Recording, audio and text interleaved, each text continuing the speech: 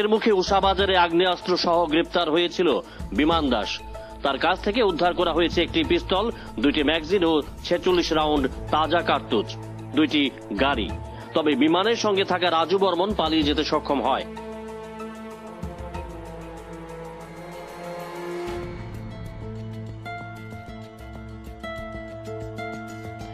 বিমান রাজুরা দাগী অপরাধী, এতে কোনো সন্দেহ নেই। তাদের বিরুদ্ধে পুলিশের খাতায় আরো মামলা ঝুলছে। রাজধানীর নতুননগর গুলিকাণ্ডের মূল অভিযুক্ত তারা, কিন্তু নতুননগর গুলিকাণ্ডের মামলায় পুলিশ তাদের গ্রেপ্তার করতে পারেনি। আসলে তা নয়, পুলিশকে গ্রেপ্তার করতে দেওয়া হয়নি।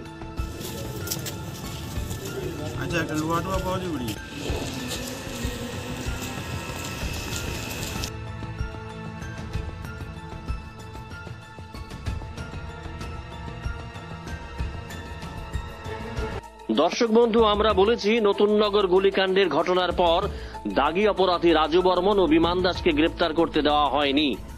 তাদের হাত অনেক লম্বা, তারা আছে বটবৃক্ষের ছত্রছায়ায়। দেখুন দর্শক বন্ধু, আপনারা দেখুন ভোটের মুখে অস্ত্রসহ ধৃত বিমান দাস ও পালিয়ে যাওয়া রাজু বর্মনের দহরম মহরম কাদের সঙ্গে।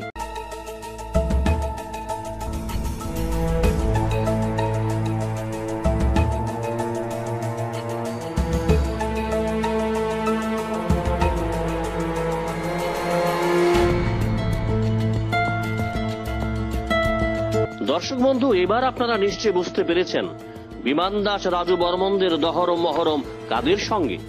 ছবিতে স্পষ্ট, রাজ্যের শিক্ষামন্ত্রী রতনলাল নাথ ও বরজলা কেন্দ্রের বিধায়ক দিলীপ দাসের সমাজদ্রোহী বিমান ও রাজুর সম্পর্ক যথেষ্ট মধুর।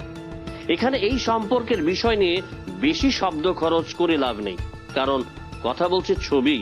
তাই শাকে দিয়ে মাছ ঢাকতে পারবেন না মন্ত্রী রতনলাল নাথ ও বিধায়ক দিলীপ দাস। ছি ছি, এতটা নিচে নামতে পারেন মন্ত্রী বিধায়ক? দর্শক বন্ধু, আপনারা আবারও ভালো করে দেখুন সেই ছবি।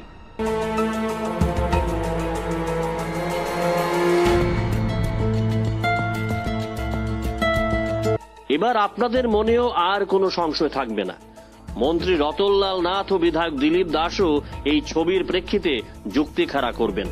এটাও আমরা আগাম বলে দিচ্ছি। এনারা বলবেন তাদের বিভিন্ন অনুষ্ঠানে যেতে হয়, কত মানুষ আসে তাদের পাশে, ছবিও তোলে। সেই সব লোকজন অপরাধ করে পুলিশের হাতে ধরা পড়লে মন্ত্রী বিধায়কের কি আসে যায়? ঠিক, কিন্তু তাই পুলিশের তালিকাভুক্ত অপরাধীদের সম্পর্কে জানা নেই রাজ্যের সব জানতা আইনমন্ত্রী রতনলাল নাথের। এটা অবশ্যই মন্ত্রীর ব্যর্থতা।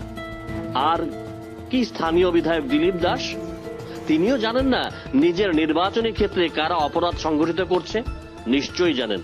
তা প্রমাণ করে পিস্তল সহ গ্রেপ্তার হওয়া বিমান দাসের সঙ্গে বিধায়কের ক্লোজ ছবি।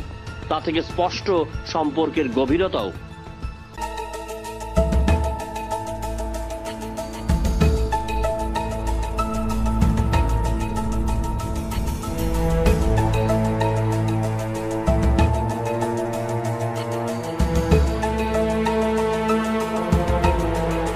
গত কয়েক মাস আগে সন্ধ্যা রাতে রাজধানীর নতুননগরে 2 যুবককে গুলিবিদ্ধ করা হয়েছিল। এই মামলার মূল অভিযুক্ত ছিল রাজু ও বিমান, কিন্তু পুলিশ তাদের কিশাগ্রহ স্পর্শ করতে পারেনি। অভিযোগ ছিল রাজু বর্মন ও বিমান দাস অস্ত্র হাতে নিয়ে উষাবাজারে সিপিডব্লিউডির নেগোসিয়েশনের রিমোট কন্ট্রোল পরিচালনা করত। এই নেগোসিয়েশন বাণিজ্যের কাটমানিও পৌঁছে যেত তাদের রাজনৈতিক গডফাদারদের কাছে। এই কারণে গত বছর 2 আগে বরজলা কেন্দ্রের বিধায়ক দিলীপ দাস নেগোসিয়েশন বাণিজ্য নিয়ে সরাসরি সোশ্যাল মিডিয়ায় সওয়াল করেছিলেন। তিনি বোঝানোর চেষ্টা করেছিলেন নেগোসিয়েশন ব্যবসায় অবৈধ বলে কিছু নেই।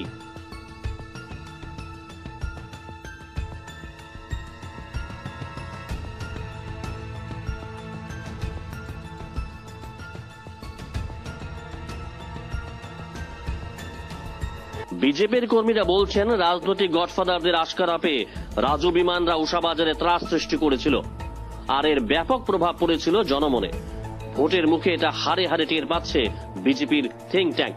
বরজলায় এখন বিজেপির নড়বড়ে অবস্থা।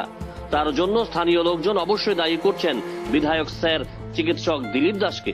তবে তিনি 23-এর ভোটে টিকিট পাবেন কিনা তা নিয়ে তৈরি হয়েছে ধোঁয়াশা। দিলীপ দাসকে পুনরায় টিকিট দিলে বর্জলা বিজেপির হাতছাড়া হওয়ার সম্ভাবনা থাকবে। প্রয়োজন নতুন মুখের। তাই বলে তিনিও ছাড়বার পাত্র নন। এজন্যই খোদ দলকে আগেই সামাজিক যোগাযোগ হুমকির বার্তা দিয়েছেন বিধায়ক দিলীপ দাস। দেখুন দর্শক বন্ধু।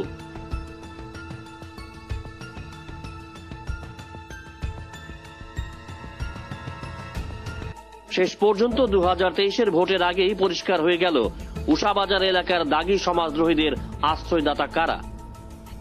ঠাকুর ঘরে কেড়ে আমি কলা খাই না, এই অবস্থা এখন আইন ও চিকিৎসা শাস্ত্রের দুই বিশেষজ্ঞের।